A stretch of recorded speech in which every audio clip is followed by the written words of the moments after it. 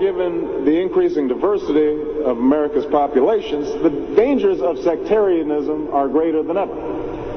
Whatever we once were, we are no longer a Christian nation, at least not just. We are also a Jewish nation, a Muslim nation, and a Buddhist nation, and a Hindu nation, and a nation of non-believers.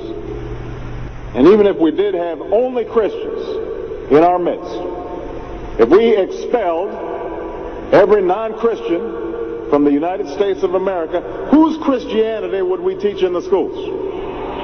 Would it be James Dobson's or Al Sharps's?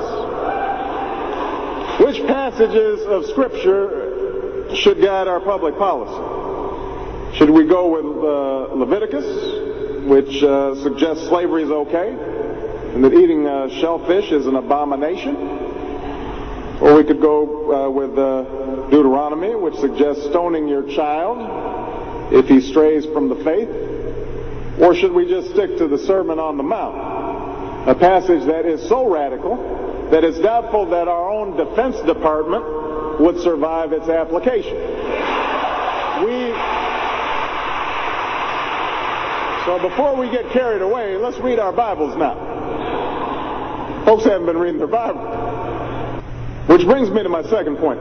Democracy demands that the religiously motivated translate their concerns into universal rather than religion-specific values. What do I mean by this? It requires that their proposals be subject to argument and amenable to reason.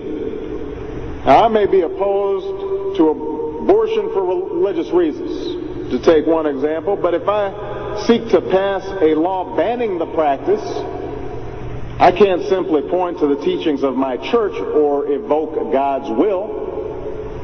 I have to explain why abortion violates some principle that is accessible to people of all faiths, including those with no faith at all. Now, this is going to be difficult for some who believe in the inerrancy of the Bible, as many evangelicals do. But in a pluralistic society, we have no choice. Politics depends on our ability to persuade each other of common aims based on a common reality. It involves compromise, the art of what's possible. And at some fundamental level, religion doesn't allow for compromise. It's the art of the impossible. If God's spoken, then followers are expected to live up to God's edicts, regardless of the consequences. Now, to base one's own life on such uncompromising commitments may be sublime, but to base our policy making on such commitments would be a dangerous thing. And if you doubt that, let me just give you an example. We all know the story of Abraham and Isaac. Abraham's ordered by God to offer up his only son. Without argument, he takes Isaac up to the mountaintop, he binds them to the altar, raises his knife, prepares to act as God commanded. Now, we know things worked out. You know, God sends down an angel to intercede at the very last minute. Abraham passes God's test of devotion.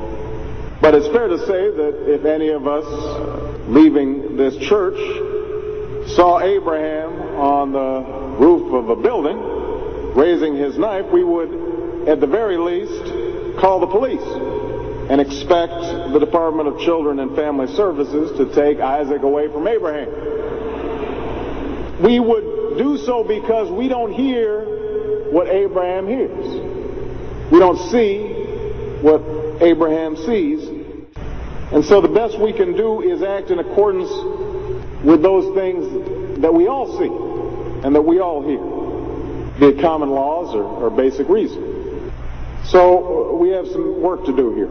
But I am hopeful that we can bridge the gap that exists and overcome the prejudices that all of us to one degree or another bring to this debate. And I have faith that millions of believing Americans want that to happen. No matter how religious they may be or may not be, people are tired of seeing faith used as a tool of attack.